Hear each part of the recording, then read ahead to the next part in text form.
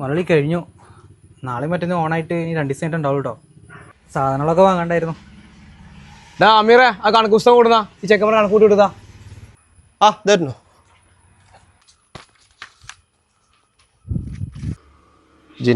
ജിനേഷിന്റെ ഒരു 3000 ഹാപ്പി ഓണം. സാധിക്കല്ലേ?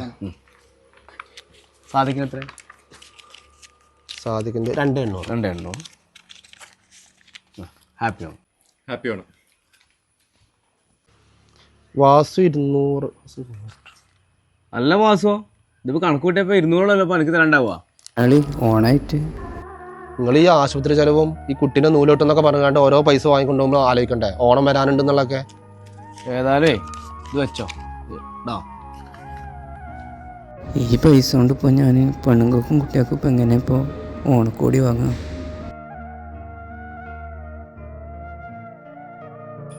പിന്നെ വാസേട്ടാ, നാളെ ഓണക്കല്ലേ, നിങ്ങളൊരു 1000 വെച്ചോളൂ. വേണ്ടടാ, ഇപ്പം നാളെ നബിദിനല്ലേ, കുട്ടികൾക്ക് എന്തെങ്കിലുമൊക്കെ മതി. ഞാൻ പോയിട്ടോ.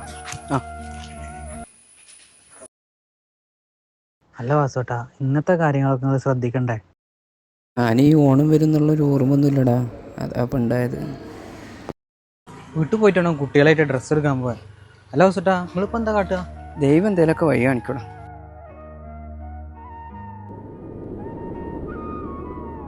ജിനേഷേ,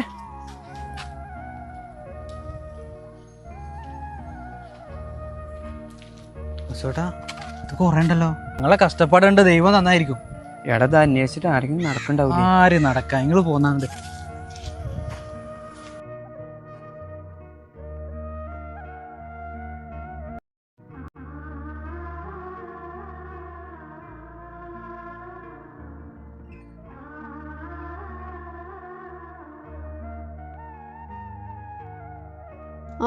നിങ്ങളെപ്പോഴെത്തിയേ? ഇപ്പം എത്തിയിട്ടുള്ളൂ. മോളോടെ? മോളതാ അവിടെ ഓണക്കോടിയൊക്കെ ഇട്ട് നിൽക്കണു. ഓണക്കോടിയോ? അത് പിന്നെ നമുക്കുള്ള ഓണക്കോടി ഭക്ഷണ സാധനങ്ങളൊക്കെ മുതലാളി കൊണ്ടു തന്നല്ലോ.